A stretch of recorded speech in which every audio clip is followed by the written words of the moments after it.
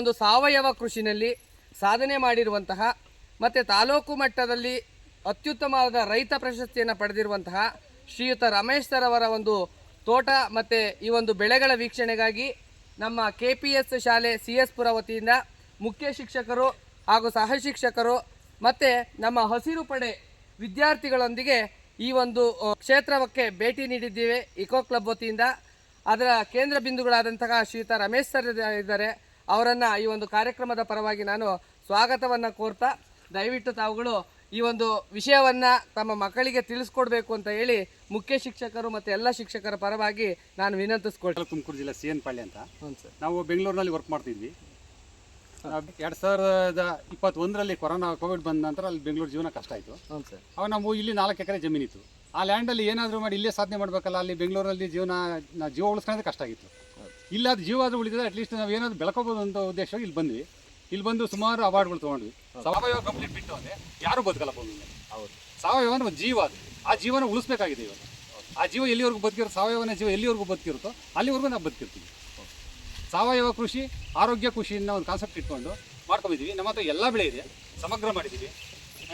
ಹೈನುಗಾರಿಕೆ ಇರ್ಬೋದು, ಜೇನು ಸಾಗಾಣಿಕೆ, ಮೀನು ಸಾಗಾಣಿಕೆ, ಕೋಳಿ ಸಾಗಾಣಿಕೆ, ಮತ್ತು ಈ ಬೆಳೆಗಳಲ್ಲಿ ತಗೊಂಡ್ರೆ ಶ್ರೀಗಂಧ, ರಕ್ತಚಂದನ, ಬಟರ್ ಫ್ರೂಟು, ಬೆಟ್ಟದಲ್ಲಿ ಜಮ್ನೇರಳೆ, ಚಕೋತ, ಅಗಸೆ, ಮತ್ತು ದಾಲ್ಚಿನ್ನಿ, ಬಾಳೆ, ಕಲ್ಲಂಗಡಿ, ಚೆಂಡು ಹೂವು, ಪ್ರತಿಯೊಂದು ಎಲ್ಲ ಬೆಳೆನೂ ಸಮಗ್ರವಾಗಿ ಮಾಡ್ಕೊಂಡು ಎಲ್ಲರಲ್ಲೂ ನಿರಂತರ ಆದಾಯ ಬರ ಮಾಡ್ಕೊಂಡು ಭೂಮಿನ ಉಳಿಸ್ಕೊಂಡು ನಾವು ಉಳಿತಾ ಇದ್ದೀವಿ. ಹಂಗಾಗಿ ಇವತ್ತು ಹೇಳೋದೇನೆಂದರೆ ಭೂಮಿನ ಫಸ್ಟ್ ಉಳಿಸ್ಬೇಕು. ಆ ಜೀವಿಗಳು ಭೂಮಿಯಲ್ಲಿರೋಂಥ ಜೀವಿಗಳು ಉಳಿಬೇಕು. ಹೆಚ್ಚು ಸಾವಯವ ಒತ್ಕೊಟ್ಟು ಆ ಜೀವಿಗಳನ್ನ ಉಳಿಸಿದ್ರೆ ನಾವು ಉಳಿತೀವಿ.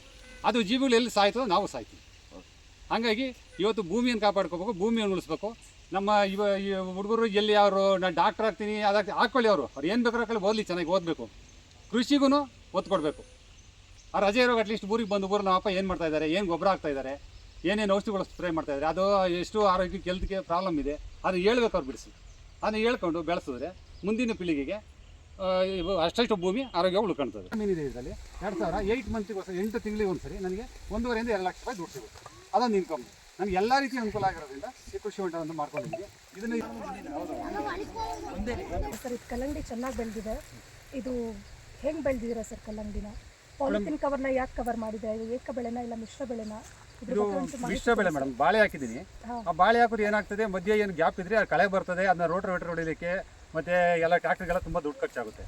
ಅದ್ರ ಬದಲು ಏನು ಮಾಡಿದೆ, ನಾನು ಬೆಡ್ ಮಾಡಿಬಿಟ್ಟು ಮಧ್ಯದಲ್ಲಿ ಕಲ್ಲಂಗಡಿ ಹಾಕೊಂಡಿದ್ದೀನಿ. ಕಲ್ಲಂಗಡಿಗೆ ಗೊಬ್ಬರ ಹಾಕ್ಬಿಟ್ಟು ಗೊಬ್ಬರದಲ್ಲಿ ಬೆಡ್ ಕವರ್ ಏನು ಹಾಕಿದ್ದೀವಿ, ಕಳೆ ಬರಲ್ಲ. ನಾವೇನು ಪೋಷಕಾಂಶ ಕೊಡ್ತೀವಲ್ಲ ಜೀವಾಮೃತಲ್ಲನ, ಅದು ಇಲ್ಲ ಕಳೆಗಳು ತಾಣ್ತದೆ.